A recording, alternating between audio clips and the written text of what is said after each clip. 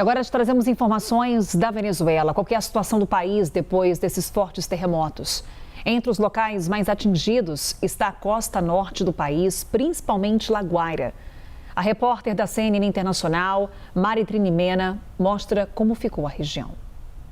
Pues la zona de Playa Grande en La Guaira es una de las zonas más afectadas de acuerdo a las autoridades. Es parte de lo que estamos viendo acá en esta zona. Son cientos de infraestructuras afectadas, tanto en sus bases como en sus ventanas.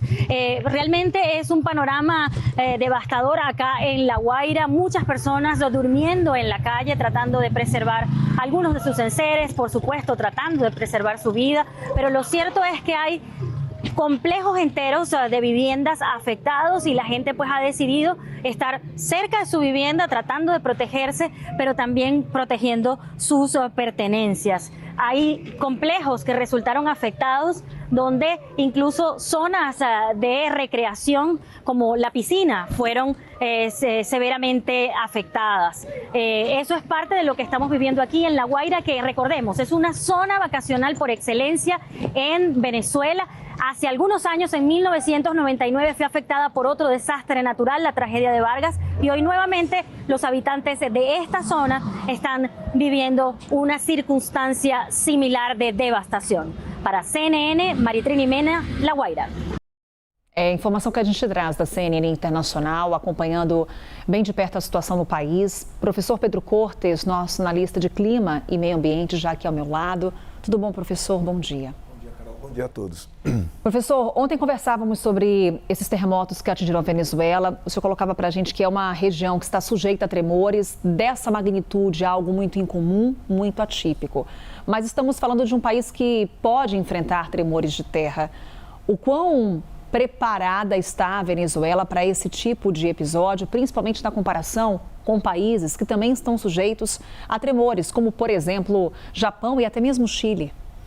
Veja, Carol, o país deveria estar muito melhor preparado se eles tivessem seguido o Código de Obras que eles aprovaram a partir do terremoto que aconteceu em 1967, que foi muito destrutivo. O Código de Obras ele foi aprimorado, só que 1/3 apenas das novas edificações seguiram esse Código de Obras, ou seja, é aquela questão da lei que pega e a lei que não pega. Além das construções antigas não estarem adaptadas, nós temos o caso dessas construções novas que não adotaram essas normas e, obviamente, ficam sujeitas a toda essa destruição. Então, é um país que poderia ter um preparo muito melhor.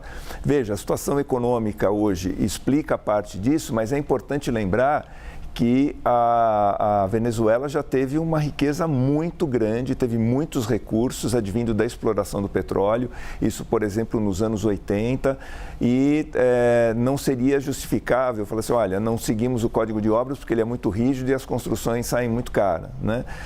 Caro é você perder vidas, sai muito caro você ter um prédio colapsando, como foi aquele depoimento ontem do brasileiro que presenciou isso. Infelizmente, é um país que, embora esteja sujeito a fortes terremotos, não se preparou adequadamente para isso. E as imagens impressionantes, né, professora? A gente tem aqui vários registros de casas que tombaram, prédios que vieram abaixo, o desespero da população em meio a esses fortes terremotos. Imagens que você acompanha agora em tela do momento em que esses abalos foram sentidos no país. Há uma explicação do ponto de vista geológico do porquê La Guaira foi a região mais afetada? Veja, esses grandes terremotos no Chile, eles têm acontecido mais próximo à faixa litorânea, que é exatamente a zona de contato entre a placa do Caribe e a placa da América do Sul. A placa do Caribe ela vai entrando por debaixo da placa da América do Sul e isso torna essa zona muito mais suscetível aos terremotos. Lembrando que essa placa do Caribe, ela sofre a pressão de duas outras placas, que é a placa da América do Norte e a placa dos Cocos. Então, é uma placa que está sendo pressionada, né, lateralmente por cima e vai entrando tendendo a entrar por debaixo da placa sul-americana e é exatamente nessa zona litorânea onde ocorrem os principais terremotos. Professor, não sei se temos imagens ao vivo lá da Venezuela para trazermos aqui todo o contexto que está acontecendo agora por lá. Temos aí, ó, em tela para vocês, são 6 horas e 50 minutos, horário local, um intenso trabalho de equipes de resgate, inclusive agora na tentativa de retirar esses escombros em busca de sobreviventes.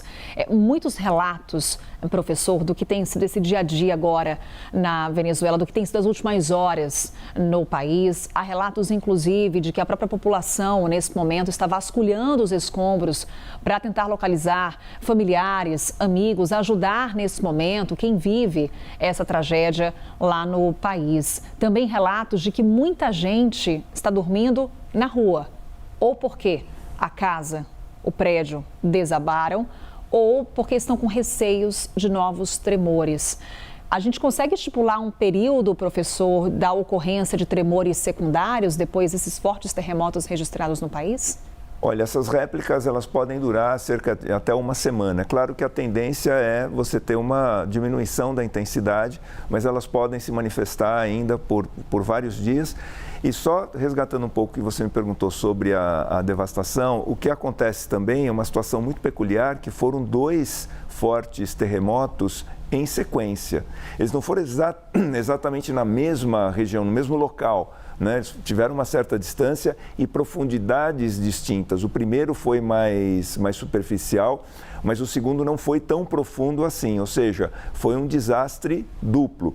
Outra questão extremamente importante é o treinamento da população, porque se as edificações elas estão preparadas para receber esse tipo de impacto, muitas vezes dentro dos edifícios há indicação de zonas estruturalmente mais seguras. Então, em caso de tremor, porque o tremor ele pode durar vários segundos, né, até mais de 1 minuto às vezes, buscar determinadas áreas dentro dos edifícios que são as áreas mais seguras. Isso, por exemplo, é muito comum dentro do Chile.